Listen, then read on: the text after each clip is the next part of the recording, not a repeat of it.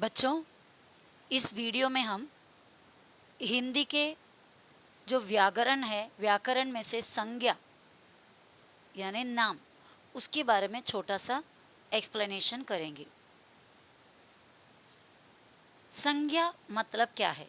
संज्ञा मतलब नाम, इंग्लिश में हम नेम, पर ग्रामर में इंग्लिश के हम इसको नाउन्स कहते हैं। संज्ञा यानी किसका नाम? कोई भी वस्तु, वस्तु यानी थिंग, व्यक्ति यानी पर्सन, स्थान, प्लेस, कोई भी व्यक्ति, कोई भी मतलब पर्सन, कोई भी वस्तु या कोई किसी स्थान या जानवर, किसी का भी, इवन हमारे इमोशन, ऐसा कोई भी चीज़ का नाम हो, उसे संज्ञा कहते हैं। संज्ञा यानी नाम है कोई भी चीज़ का, कोई भी इंसान का, कोई भी जानवर का, कोई भी जगह का, कोई भी फीलिंग्स का, भावनाओं का, सभी नाम को क्या कहते हैं? संज्ञा। ग्रामर में संज्ञा कहते हैं। अभी संज्ञा के प्रकार, संज्ञाओं में कितने प्रकार के संज्ञा होते हैं? पहला है व्यक्तिवाचक संज्ञा, दूसरा जातिवाचक संज्ञा, भाववाचक संज्ञा, द्रव्यवाचक संज्ञा और समूहवाचक संज्ञा। तो पहले व्यक्तिवाचक संज्ञा। व्यक्तिवाचक संज्ञा, इसको हम इंग्लिश में प्रॉपर नाउन कहते हैं। व्यक्तिवाचक, कोई भी स्पेशल, कोई व्यक्ति, कोई पर्टिकुलर, कोई स्पेशल व्यक्ति का, अगर नहीं तो फिर कोई स्पेशल जगह का, एक पर्टिकुलर जगह का, एक स्पेसिफिक एरिया का, एक स्पेसिफिक पहाड़ का, इस तरह जब नाम लेते हैं तो हम व्यक्तिवाचक संज्ञा इस्तेमाल करते हैं। प्रॉपर नाउन, जैसे अभी मैंने एक एग्जाम्पल यहाँ पर दिया हुआ एग्जाम्पल है समीर। समीर, आप जानते हैं समीर क्या होगा? समीर एक लड़के का नाम है, बराबर। समीर जो है एक लड़के का नाम है। अब कुछ भीड़ में कुछ लड़के लोग खड़े हैं, मैं यहाँ उनको आवाज़ दे रही हूँ, समीर यहाँ आ, समीर इधर आ। इस तरीके से मैं आवाज़ देने पे जितने भी लड़के लोग हैं सभी मेरे पास आएंगे, या सिर्फ समीर नाम का कोई लड़का उसमें होगा तो वही अकेले आएंगे? या फिर बच्चे ये जवाब देंगे अगर समीर नाम का कोई लड़का उसमें नहीं है तो वो बच्चे बोलेंगे समीर हमारे साथ नहीं, बराबर, ऐसे जवाब मिलेंगे? या फिर पूरे के पूरे बच्चे आ जाएंगे? बिल्कुल नहीं आएंगे, क्योंकि समीर कोई एक ही एक व्यक्ति का नाम है, तो वो नाम पुकारने पे सभी लड़के आ ही नहीं सकते। वो एक जाति का नाम नहीं है, एक पर्सन, एक सेपरेट एक व्यक्ति का नाम है, समझ रहे हो? तो वैसा जो नाम, वो एक स्पेशल व्यक्ति को दिया गया हुआ नाम, उसे व्यक्तिवाचक संज्ञा कहते हैं। दूसरा एग्जाम्पल मैंने दिया शिल्पा। शिल्पा मतलब एक स्पेशल पर्सन है, एक एक स्पेसिफाइड एक लड़की का नाम है। सब लड़कियां शिल्पा नहीं होता, बराबर। शिल्पा पुकारने पर सिर्फ और सिर्फ शिल्पा आएगी आगे, सभी लड़कियां नहीं आएगी। इसी तरह हिमालय, हिमालय एक पहाड़ का नाम है। मैं अभी आपको बहुत सारे पहाड़ों के सामने खड़ा करके एक पहाड़ के तरफ इशारा करते हुए मैं अगर आपसे बोलूं वो देखो एक पहाड़ है, वो देखो पहाड़ है, और मेरा जो इशारा दिखाने की जगह में बहुत सारे पहाड़ आपको दिखाई देते, तो कोई एक जन उसमें से कोई एक पहाड़ देखेंगे, दूसरे जन दूसरे पहाड़ देखेंगे, क्योंकि आप कहेंगे सामने तो सभी पहाड़ है, आप किस पहाड़ के बारे में बात कर रहे हैं, बराबर। तो पहाड़ बोलने पे हर एक पहाड़ को हम पहाड़ बोल सकते हैं। लेकिन उस जगह में अगर आपसे बोलूं देखो हिमालय, या फिर हिमालय के बारे में लिखो, अगर आपसे मैं बोलूं पहाड़ के बारे में लिखो, तो आप कोई भी पहाड़ के बारे में लिख सकते हो, कोई भी पहाड़ पहाड़ है। लेकिन मैं आपसे बोलूं हिमालय के बारे में लिखो, तो सिर्फ और सिर्फ एक ही एक पहाड़ जिनका स्पेशल नाम दिया गया है, जिन्हें हिमालय, उसी के बारे में आप लिखोगे। तो हिमालय एक व्यक्तिवाचक संज्ञा है। गंगा, नदी और गंगा, नदी, आज नदी में नहाओ, इसका मतलब आप कोई भी नदी में नहा के आ सकते हैं, क्योंकि सभी नदी नदियां हैं, बराबर है। अगर आपको इस तरह मैं बोलूं कि आप आज गंगा में नहाओ, तो आप कोई भी नदी में नहीं नहा सकते। आप गंगा नाम का जो नदी होगा उस नदी में ही नहा सकते हैं, यानी गंगा जो है एक स्पेशल नदी का नाम है। तो एक व्यक्तिवाचक संज्ञा हुआ। अगर नदी होता तो एक जातिवाचक संज्ञा होती। ओके। अब बदलापुर, मुझे आज बदलापुर जाना है, मुझे आज शहर जाना है। तो शहर जाना है तो मैं अभी समझो कि आप एक, आपके पास एक कार है, आपके कार में मैं थोड़ा लिफ्ट मांगा आपसे, बोला कि मुझे शहर में छोड़ो।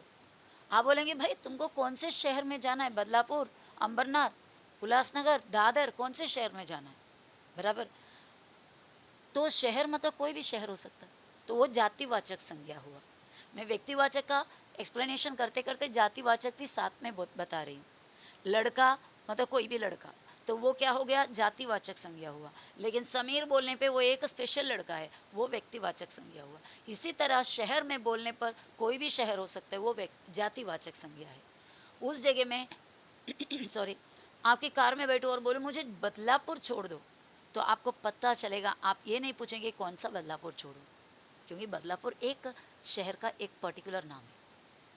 समझ रहे हो? तो वो हो गया व्यक्तिवाचक संज्ञा। इसी तरह दिल्ली दूसरे एक शहर का नाम है, एक्सेट्रा, मतलब आदि, आदि यानी वगैरह वगैरह। और उसके बाद अभी इतना बोलने के बाद तो जातिवाचक संज्ञा तो आपको ऑटोमेटिकली समझ गया ही होगा, फिर भी हम उसका भी एग्जाम्पल देख लेते हैं। जातिवाचक संज्ञा, उसको इंग्लिश में हम कॉमन नाउन्स कहते हैं।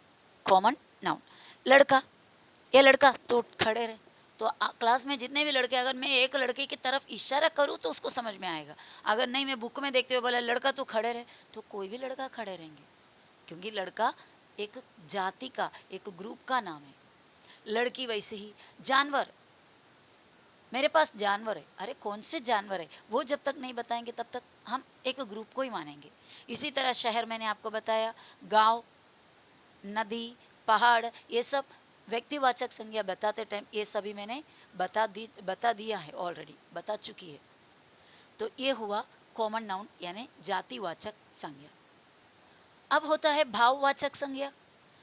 भाव उसी में पता चल जाता है, हमारे इमोशन, हमारे भावनाएं, हमको जो क्या भावना है हमारे अंदर, क्या क्या बोलते फीलिंग है, वो होता है भाववाचक संज्ञा में। उसके अलावा भी होता है जो चीज़ हम देख नहीं सकते, छू नहीं सकते, सिर्फ उसको फील कर सकते हैं, वो होता है भाववाचक संज्ञा। अभी उसको इंग्लिश में हम एब्स्ट्रैक्ट नाउन कहते हैं। क्रिया में से वगैरह उसको बना सकते हैं, क्रिया में से, विशेषण में से वगैरह, ये भाववाचक संज्ञा को हम बना सकते हैं, एब्स्ट्रैक्ट नाउन को बना सकते हैं। जैसे अभी समझो कि मैंने एक एब्स्ट्रैक्ट नाउन बोला, स्वीट। स्वीट एक एडजेक्टिव है, ठीक है, नाउन नहीं है, एडजेक्टिव है। स्वीट एक एडजेक्टिव है, एक विशेषण है।